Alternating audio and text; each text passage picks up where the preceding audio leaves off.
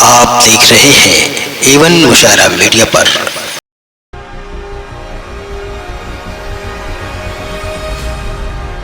और आइए हजरात, अब बराह रास्त शोरा तक पहुंचने की कोशिश की जाए, लेकिन उससे पहले हमारे दरमियान जब एक आलमी शोहरत याफ्ता शायर, एक अदीब, एक नक्काद मौजूद हैं, तो उनसे क्यों ना फैज़ हासिल कर लिया जाए। मैं बराह रास्त मोहतरम जनाब वासिफ फारूकी साहब से गुजारिश करना चाहता हूं कि वो माइक पर तशरीफ़ लाएं। वो यहाँ के आदाब से पूरी तरह से वाकिफ़ हैं। सूफ़ी सैयद इज़हार अली साहब से भी वो पूरी तरह से वाकिफ़ हैं और गुज़श्ता कई बरसों से मुसलसल यहाँ तशरीफ़ ला रहे हैं। और हम सबको जब वो यहाँ से बाहर मुसलसल फैज़ पहुँचाते हैं अपने अदब से, अपनी शायरी से और अपनी सरपरस्ती से, तो क्यों ना उनकी मौजूदगी का फ़ायदा उठाते हुए उनसे ये गुजारिश कर ली जाए कि अपने चंद कलेमात आलिया से आज की इस महफिल का आगाज़ करें, ताकि इसके बाद बाज़ाब्ता मुशायरा चलाया जा सके। मैं तमाम तरह अदब व एहतराम के साथ वासिफ भाई से गुजारिश करता हूँ कि माइक पर तशरीफ़ लाएं, आप उनको सुने, समझें और ये देखें कि किन किन गोशों की तरफ वासिफ भाई आज के इस प्रोग्राम के हवाले से हमारी समातों को मुनव्वर करते हैं। सदरे आली वक़ार बिरादर मुकर्रम सूफी सैयद इज़हार अली साहब क़िबला, स्टेज पर तशरीफ़ फरमा हमारे मेहमान नज़ीर वक़ार, सफ़े सामाइन में शुहरा इकराम के शाना बशाना चंद जो मोतबर हज़रात तशरीफ़ रखते हैं, ये सब समातों को मोतबर करने वाले लोग हैं।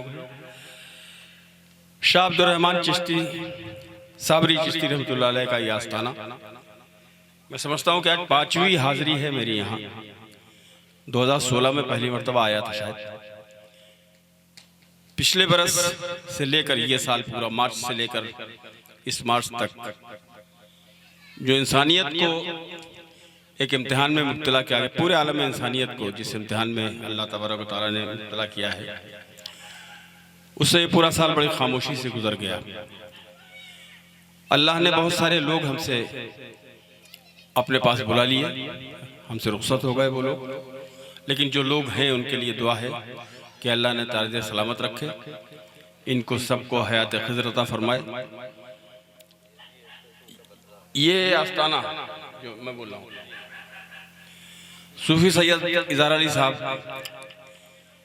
देखिए सूफीज़म पर तो ये अथॉरिटी है। सूफीज़म की कोई गुफ्तगू इनके सामने ख़ास तौर पर नहीं करना चाहिए। हालांकि बातचीत तो मैं हर तरह की कर सकता हूँ, ये सूफी साहब भी जानते हैं और हमारे तमाम अहबाब भी जानते हैं, लेकिन जहाँ कहीं अपनी आबरू ख़तरे में पड़ती महसूस होती हो, वहाँ थोड़ा सा गुरेज करना चाहिए आदमी को।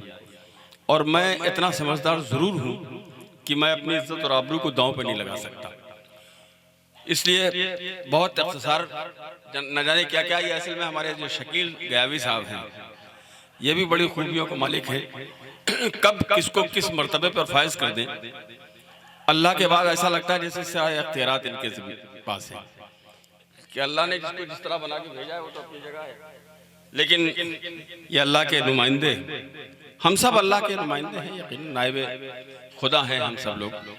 तो अल्लाह के ऐसे नुमाइंदे हैं जो बड़े बहुत फराख दिली से मनसब अता करते हैं। तो मेरे बारे में जो कुछ भी इन्होंने कहा है उसके लिए मैं इनका शुक्रिया नहीं अदा करूँगा। मैं सिर्फ ये दुआ कर सकता हूँ इस आस्ताने आलिया पर कि काश इनके लफ्ज़ों में वो तासीर पैदा हो जाए कि जिसके बारे में जो कुछ ये कहें वाकई उसे वो हासिल हो जाए। इससे बड़ी बात नहीं। सूफीज़म का मसला यह है कि जो हमारी खानकाही निज़ाम हयात है हमारा, उससे बहुत कुर्बत रही है मेरी। मसलक मेरा कोई भी हो, लेकिन अकीदा ये है मेरा कि जो खानकाही निज़ाम हयात है और जो सूफीज़म है जिसको हम कहते हैं, इस सूफीज़म के अलावा कोई दूसरी सूरत इस वक्त इंसानियत को फ़रोग़ देने के लिए नज़र नहीं आ रही है। इंसानियत अगर बचाई जा सकती है, इंसानियत का अगर तहफ़्फ़ुज़ मुमकिन है, तो ये मसलकों के बंटवारे, ये मजहबों के फासले, ये सब कोई मानी नहीं रखते हैं। अगर आदमी सूफीज़म अपना ले तो वो एक ऐसे रास्ते पर वो गामजन हो जाएगा जहाँ तफरीक नहीं होती है, जहाँ इंसान इंसान से मोहब्बत करने का दर्स देता है और इंसान इंसान से मोहब्बत करने का सलीका सीखता है। ये वही आस्ताने हैं। मुझे इस काबिल आपने समझ लिया। जितने भी इशारात होते हैं, ये शकील साहब जो कुछ भी फरमा रहे थे, ये जुमले तो उनके थे लेकिन इशारा कहीं और से था। ये इशारा करने वाली शख्सियत सूफी इदार साहब की है। सूफी इदार साहब ने और इनके साहबजादे मज़हर अली अब्बास ने मुझसे ख़ास तौर पर ये कहा था इस साल कि मैं इसकी निज़ामत करूँगा मुशायरे की। तो मैंने कहा था मुझे कोई तकल्लुफ़ नहीं है, मैं निज़ामत कर सकता हूँ और कर भी सकता हूँ, वाकई कर सकता हूँ।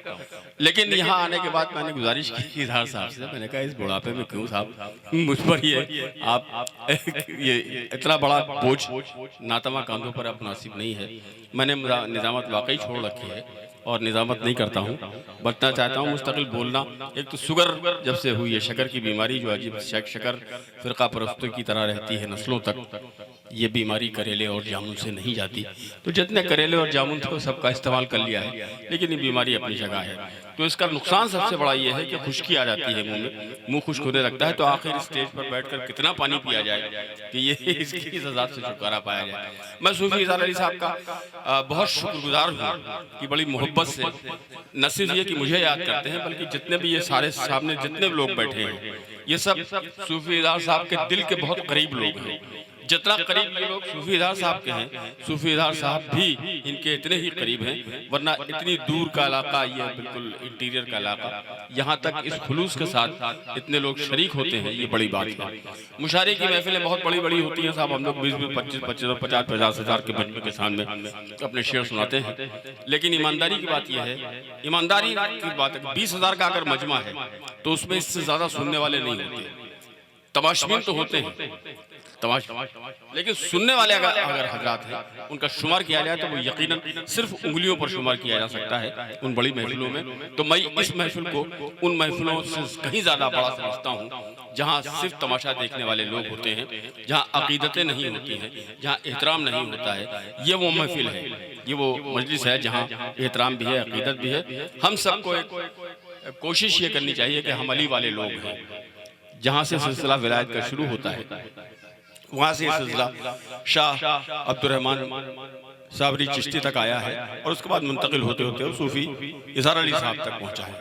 तो ये जो सिलसिला है पूरा, इस सिलसिले को ब्रेक करने की नापाक और नाकाम कोशिशें और साजिशें आज से नहीं हो रही हैं। 1400 बरस से मुसलसल ये अमल हो रहा है। अभी एक मलून लखनऊ में पैदा हो गया और उसने तमाशा करके रख दिया था कि कुरान में तहरीफ करना चाहता है। मैं सूफी साहब की मौजूदगी में, आप सब हज़रात की मौजूदगी में बात कहना चाहता हूँ कि 1400 बरस से जिस कुरान की हिफाजत की जिम्मेदारी अल्लाह तबारक व तआला ने खुद ले रखी है, जो गारंटर है इसका कि इसमें किसी तरह की तारीफ मुमकिन नहीं है, उस पर यह कहकर कि हुजूर सल्लल्लाहु अलैहि वसल्लम की हयात मुबारका के बाद 3 खुलफा के ज़माने में ये 26 आयतों का एडिशन किया गया है इस कुरान में, इन आयतों को निकाल दिया जाए। तो मैं ये कहना चाहता हूँ सूफी साहब कि ये 3 खुलफा राशिदान के खिलाफ ये जुमला नहीं है, ये बराह रास्त तोहमत हजरत अली पे लगाई जा रही है कि जब उन्होंने इस तहरीफ किसी तरह का कोई एतराज़ नहीं किया था। अगर ये तहरीफ समझता है वो कमीना आदमी, तो जब उन्होंने कोई एतराज़ नहीं किया, उन्होंने कबूल कर लिया। उसके बाद जितने इमाम आए उन्होंने कबूल कर लिया, जितने वली आए, 1400 बरस का पूरा सिलसिला है। किसी की समझ में नहीं आया कि ये 26 आयतें इसमें बाद में ऐड की गई हैं, तो ये कमीना कहाँ से निकाल के ले आया है? इसको अकल पे पत्थर पड़ गए हैं। मुझे आज खुशी का एहसास ये हुआ कि आज ईरान से उसके खिलाफ बाकायदा तौर पर फतवा आ गया है। हालांकि ये कोई सज़ा नहीं है उसकी कि उसे खारिजुल इस्लाम कर दिया जाए, ये उसकी सज़ा नहीं है। उसकी वजह कि न जाने कितने लोग ऐसे हैं जिनका ताल्लुक इस्लाम से नहीं है, लेकिन उनके दिलों में कुरान की हुर्मत और कुरान की असमत है।